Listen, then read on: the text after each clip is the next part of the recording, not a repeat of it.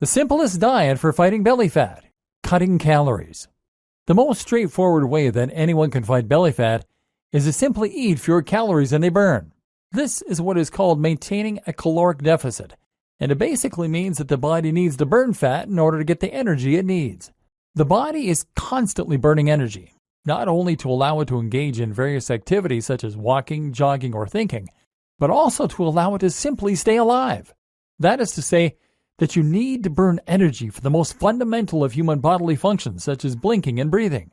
If you are constantly eating, then you are constantly supplying your body with the sugar that it needs. This will remain in the blood until the body is able to use it to power whichever movements are necessary. Failing that, the body will look to stores of glycogen, which is kept in the cells. It's only once both of these energy supplies run short that the body then needs to start looking elsewhere. That is when it starts to burn fat. How to measure and maintain a calorie deficit. If you want to measure and maintain a calorie deficit, then you need to first calculate how many calories your body burns in a given day. This means looking at the number of calories that you burn while active, called your basal metabolic rate, and then looking at how much exercise you do on top of this, making your AMR or active metabolic rate. There are plenty of different calculations out there for getting a rough estimate of these numbers. Ultimately, though, it is actually more effective in most cases to try and work this out using a fitness tracker. While calculations can be useful, they don't allow for variations from one day to the next. Most of us will find that our active metabolic rate varies tremendously throughout the week, and this, of course, has a big impact on how much you should be eating. A good fitness tracker will allow you to enter some personal metrics, such as your height, weight, and gender, and will then count your steps and measure other activities throughout the day. A device such as the Fitbit Alta HR, for instance, will not only track steps, but also monitor your heart rate throughout the day, and automatically detect exercises and activities like walks, runs, and sports. Using this data, you can then get a much more accurate picture of how many calories you burn daily. From there, you can start calculating how many calories are going in. Again, there is technology out there to help you do this. MyFitnessPal, for example, is a tool that will let you log the foods you eat by entering the calories and macronutrients manually, or by simply scanning a barcode in order to add them from a huge database. If you scan everything you eat through MyFitnessPal, not forgetting the drinks you consume, including alcoholic beverages, and any smaller snacks throughout the day, then you now have a total number for all the calories you've eaten to measure against the ones you've burned. Now, all you need to do is to plan your day so that the number of calories coming in stays lower than those going out. Let's say that you've burned 2,300 calories, and you've eaten 2,200. You can either stop there, or you can try and do some more exercise in order to burn more calories. Either way, you need to keep the first number higher than the second one. If you can do that, then you will burn fat. It's that simple, and it has to work, because there's no other source of energy for your body to get fuel from.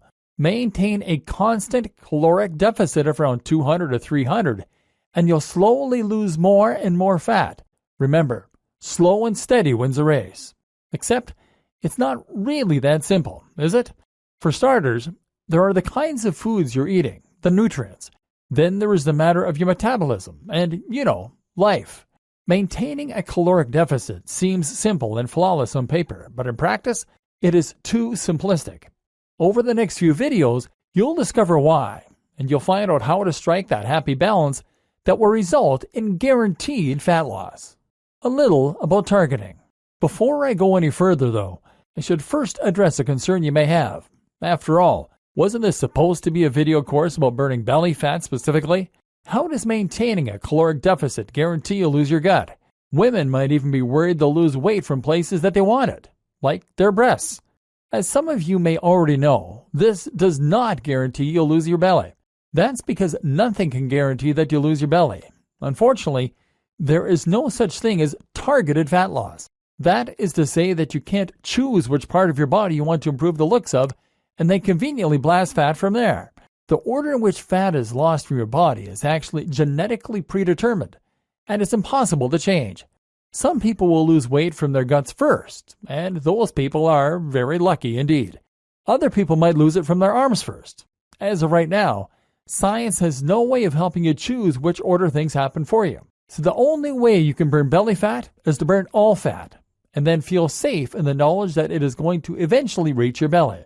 That said though, We will look at some tips in this video course later on that can help you to make your belly flatter and more toned in other ways. The role of hormones in weight loss. If you look around the web for advice on how to lose weight, you'll find that people fall into two broad camps. There are those that believe weight loss is entirely dictated by that caloric deficit we just discussed, and there are others that feel there are other, more important factors at play. Let's take a look at some criticisms of the calorie deficit approach to dieting. Problems with the deficit. It is certainly true that your body needs to burn fat for energy once it has run out of other sources. It is certainly true that if you have no other means of getting that energy, you will lose fat stores and eventually you lose weight. This really is simple math. Cause and effect. But the problem comes with calculating that magic AMR, active metabolic rate. These calculations are rough guesses at best, and they are based on nothing more than your physical features. The best calculations take into account your muscle mass, which is metabolic active. But even these don't take into account underlying issues such as the balance of your hormones. Simply put, some hormones help you to burn fat faster, and some help you to burn fat slower. These are directly responsible for how many of those processes that require energy are going on in your body at any given time, and how capable your body is of utilizing the various stores of energy available to it. Just a few of these hormones include cortisol, insulin, thyroid hormones T3 and T4, adrenaline, serotonin, leptin, ghrelin, testosterone, estrogen, progesterone, IGF-1, human growth hormone, and many more. The problem is that we all have different balances of these hormones. These hormones are in constant flux and are affected by everything from what we're eating at the time and how stressed we are to how much sleep we've had and how sunny it is. Some people have imbalances in these hormones that are permanent, while others will use medications that can alter them. Those fitness gurus that ignore the role of hormones in weight loss can't explain why hypothyroidism or polycystic ovaries leads to weight gain. They also can't explain why using steroids builds muscle and burns fat. You may not have a condition like hypothyroidism, but the point to recognize is that these conditions are not really binary. You don't have to have or not have a condition, but rather, you can view everyone as existing somewhere along the spectrum. You might have a slightly lower production of thyroid hormones than someone else, or you might be higher in testosterone. This is why some people lose fat very easily, and it is why some people struggle to lose it. That's also why things tend to get harder for us as we get older. And it's why things get harder for us as we become more stressed and more tired. All of this upsets our hormone balance and puts our bodies into fat storage modes. The issue is not with a calorie deficit, but rather our ability to accurately calculate our own AMR. Not only that, but these hormones also play a very big role in why we struggle to lose weight. They make us hungry, low in energy, and depressed. And they contribute directly to fat storage around the midriff. This is before we take into account the fact that it is essentially impossible to calculate the precise number of calories burned. Heart rate alone is not a perfect correlate for calories burned, or the number of calories in any given item of food. You really think that every single apple has the precise same number of calories in it? Are you sure you're really adding precisely the same amount of sauce to your meals? Then there's another fallacy of the calories in-out diet, which is the notion that our calories somehow magically reset at the end of the day, that we can make sure we're in a calorie deficit on Monday and then start again on Tuesday. In reality, the buildup of calories is cumulative and can be carried over. And then there's the way that eating in itself can affect your hormonal balance and process the foods that are coming in. The cycles of the body. Not only does everyone have different balances of hormones in the long term, but we all also go through cycles where different hormones peak. This is useful information to know if you want to try and make it as easy as possible to encourage weight loss, because it means you can time your consumption of food to coincide with points when your metabolism is fastest. And you can try to diet the hardest at points when you're less likely to be hungry. For example, when you wake up first thing in the morning, your body is in a fasted state. This is simply because you have just gone the last 8 hours without eating anything, thereby meaning you have very low blood sugar. How does the body interpret this? It interprets it as danger. In other words, your body will now react by telling you need to eat, and you need to eat fast. If you don't get food into your system quickly, then you might starve. Remember, as far as your body is concerned, you're still surviving out in the wild. Thus, Your low blood sugar will trigger a release of cortisol, the stress hormones that will motivate you to go and find food. This is also what makes us grumpy in the morning. You'll release sugar from stores into the blood, and you'll produce ghrelin, the hunger hormone. This also triggers the release of myostatin, a chemical that tells the body to burn muscle and use it as fuel.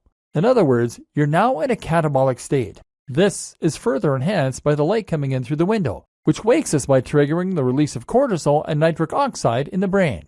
Once you've eaten, though, things change. Now sugar is released immediately into your body, which the body sees as good news.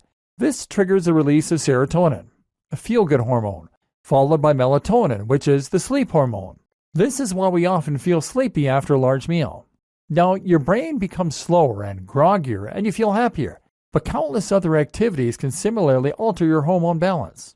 As it gets darker, for instance, we release more of the sleep hormone, melatonin. Likewise, if we're in a good mood and having fun with friends, we release more serotonin. Likewise, when we work out, this triggers the release of stress hormones, followed by anabolic hormones like growth hormone and testosterone to trigger growth. Ultimately, the body is constantly swinging between an on state called catabolic, or fight and flight, and an off state called anabolic, or rest and digest. When the body is hungry, harmed, or threatened, you become more alert and produce more stress hormones. At this point, you burn your energy stores because you need to keep going. But when the body is relaxed or you've eaten a satiating meal, that's when you're more likely to store fat and build muscle. The issue is where the next huge factor comes in: lifestyle. We'll look at that in the next video. But first, the roles of carbs and fats. As mentioned, the timing of your food and the way you eat can have a big impact on your hormonal balance. Likewise, the hormonal balance can have a big impact on the way that you're eating. For example, if you eat first thing in the morning, you break your fast. That is to say that you take yourself out of a catabolic state where the body is desperate for food and is burning fat. Some people will then try to extend this catabolic state for as long as possible as a trick to burn more fat. They might even engage in something called fasted cardio, which means that they'll work out first thing in the morning, before breakfast, so that the only thing available to burn is stored fat. Another trick is something called carb backloading. Here, you engage in intensive exercise designed to deplete the glycogen stores. Then you consume carbs, and as a result, they will be more likely to be stored in the muscle cells rather than being stored as fat. But the technique that most people are interested in is to avoid simple carbohydrates altogether. Simple carbohydrates are any carbs that release their energy immediately into the blood. These tend to be the sweetest carbs like sugar, cake, and white bread. By eating these, you cause a sudden spike in blood sugar, which triggers the release of insulin and puts your body into a fat storage mode. If you avoid these simple carbs, however, then you can maintain more of an equilibrium and thereby prevent your body from storing the energy. Instead, you'll simply be replenishing your blood sugar as it is being used up. This is the objective of many low-carb dieters, who will instead rely on complex carbohydrates and fats, which digest much more slowly and therefore release sugar into the blood at a slower rate as well.